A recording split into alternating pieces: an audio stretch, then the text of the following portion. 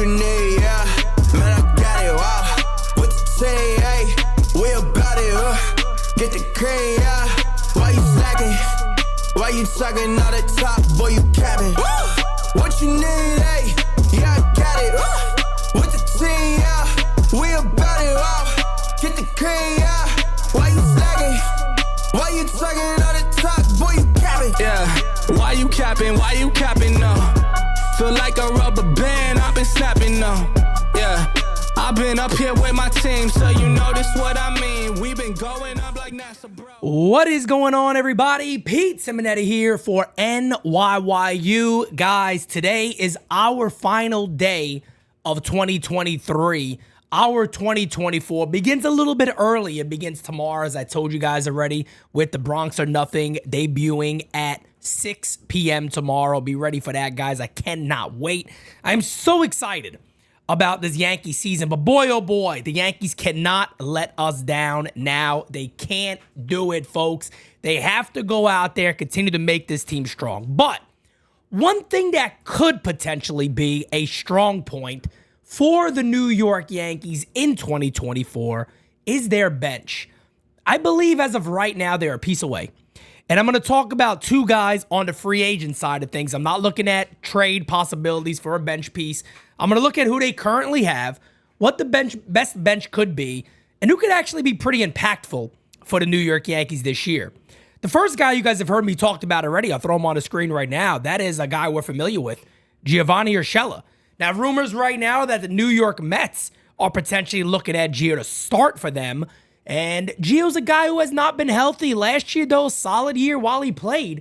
299 average, 2 homers, only 214 ABs. 329 on base percentage.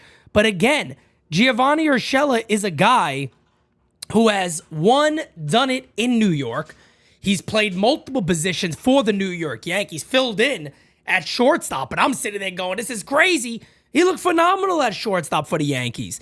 And let's be honest here, last year he made $6 million.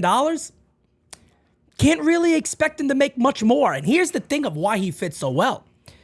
It allows the Yankees to simply say, DJ LeMahieu doesn't have to be on the field every single day. We don't got to try to have him in there every day. People tend to forget. When DJ LeMahieu was an MVP candidate, the Yankees brought him over as the super utility guy. He could play anywhere really in that infield and do a very good job of it. Gold Glove defense, of course, the story, played a lot of second base and, was phenomenal for the Yankees. But now he's older. It's been years since then. He's a bit older, want to get him off his feet a little bit. And why Gio makes sense, he's also a guy that's been injury prone. Every year, you could basically pencil in Gio to be on the IL at some point, but the bat is very good and the defense is phenomenal at third base.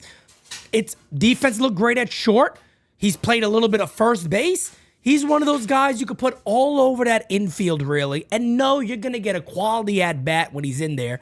He's also extremely well liked and known to this current team. He's training right now with Gleyber Torres, both from Venezuela. They stick together well. They train together all offseason, it seems like. And why not? Why would that not make sense? Now, if the Mets are offering a starting role, you could probably see Gio go that route. But if that doesn't happen, and he's looking for a place where he's going to play, I think the Yankees make a shit ton of sense for Gio Urshela. The other name is also a player familiar with New York. That player is Amed Rosario. The reason why I like Amed Rosario is a guy who puts the ball in play, makes a lot of contact. He had a down year last year. There's no denying that. He got traded to the Dodgers from the Guardians. Hit 263, 305 on base percentage, 15 stolen bags. So what does Rosario do good? Well, he's been in New York. He's played in the postseason. And look, his previous years with the Guardians were pretty damn solid. 282 average, 283 average, 11 homers both years. Steals a good amount of bags. You can always kind of pencil him in for maybe 15 plus. Plays all over the infield. Specifically, he plays a very good shortstop and a very good a decent shortstop, but a very good second base. Much better at second base than anywhere else. And it's also a guy, in my opinion, if you needed to put him at third, you could put him at third base. I don't think he'd be bad.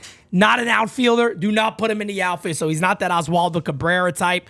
In my opinion, that is what allows Oswaldo Cabrera to have value for the New York Yankees, is his ability to be able to play the outfield. And speaking of what that bench could then be like, because here's the thing, guys, and I'm going to show you a name, and I know some of you are probably saying, Pete, what about Peraza? I don't want Peraza to be this super utility guy. I don't want Peraza to be this guy that every now and then he's playing the infield. I'm like, bro, why are we doing this to this kid? This kid deserves a chance to actually play. And look, does he have a shot to win maybe the third base job out of spring training? I don't think so. And let me tell you why I don't think so. Aaron Boone came out already. He was like, third base is DJ LeMahieu's. Unless you think they're going to trade Gleyber Torres, which at this point I have trouble believing, but you never know what's up the team's sleeve. You never know what move they actually make. Hal Steinbrenner for years has said up the middle, he sees Volpe and Peraza. So do they stick to that? Have their thoughts changed on Peraza? But for me, I don't want to see Peraza as a super utility guy playing all over that infield. So let's take a look at what things could shape up to be for the New York Yankees. So here you see the Yankees 2024 potential bench. Catchers, we already know, right? When Trevino's playing, Wells will be on the bench. When Wells is playing, Trevino will be on the bench. The catcher tandem is grade A to me. I like that a lot. Righty-lefty sounds good to me. For the infielder, I put Giovanni Urshela potentially, Amed Rosario potentially, and they currently have Peraza. I don't like Peraza in that role. I really don't. Maybe he could surprise a few people. Maybe he could force his way into a starting role. You never know. But to start the year, I don't know what they're doing. And there's been kind of conflicting reports also about his options. I'll be honest with you, I don't know. There's people that say he has one option remaining. There's others that say he's out of options. So if he doesn't make the team, he's toast, which could also affect teams trying to trade for him, to be honest.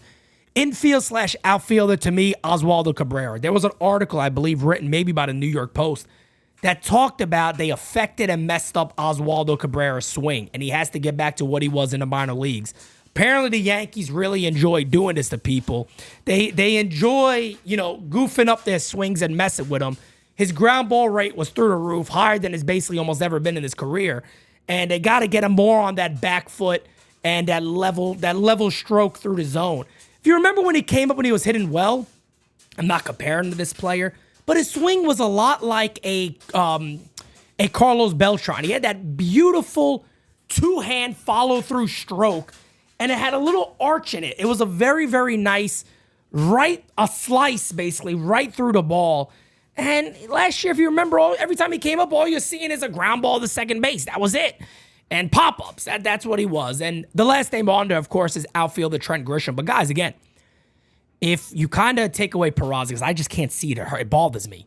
If your bench is Trevino or Wells, who's ever starting, Gio Urshela, let's just say, Oswaldo Cabrera and Trent Grisham, that's a pretty damn solid bench, especially if Oswaldo Cabrera could get back to being somewhat of that guy he was before. And for him, that role, he fits that role so much better, in my opinion, than Oswald Peraza does. Peraza's 23 years old, has never really gotten an extremely long look consistently. When I did the 2023 highlight video, one of my favorite moments was when me, Mario, and Kev called that game in Fenway, and he hit that big home run, and you see him just celebrating and jumping up and down. There's probably a lot of frustration in there, too. Like, boom, I could do this. Let me get my chance, and the Yankees haven't let him get that chance. And I don't know if there's going to be a trade available. I think it makes the most sense. I think teams would still be interested in him. But look, the Yankees have heard his value. There's no denying that. Teams trading for him can sit there and go, hey, look, he used to be a top prospect. You guys obviously don't value him that much. So, yeah, add two other names to him. It's only fair. You can't knock teams for wanting to do that. They're actually right, in my opinion. So, guys, in the comments below, let me know what you think the New York Yankees bench should indeed be.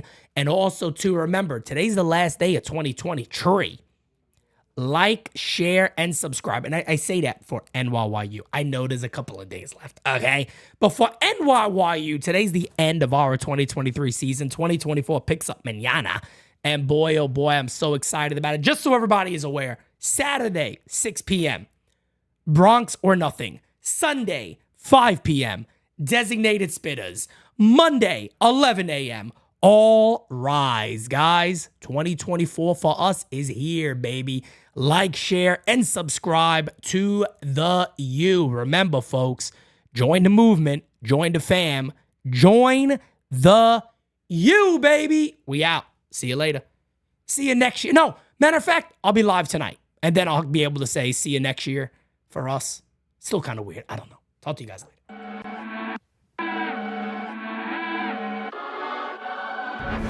Top 10 radar, yeah, we on your radar. Never miss, dog, and that's on occasion. Yeah, we on your radar. Yeah. Hey, we on your look, top floor, lifestyle, chef and boy, I'm cooking up. Way too high, ain't coming down, you see me if you looking up. I don't really talk too much, I show them run the numbers up. Lucky that I'm strolling up, I'm going off, they know what's up. Wrist too silly, yeah, numbers crack the Billy. Yeah, don't need no dilly, I'm too fresh, I feel like really, yeah. Feel the duffels up the sign, I need a million. I'm about to take off, and I know that I'm on their radar. Top 10 radar, yeah, we on your radar.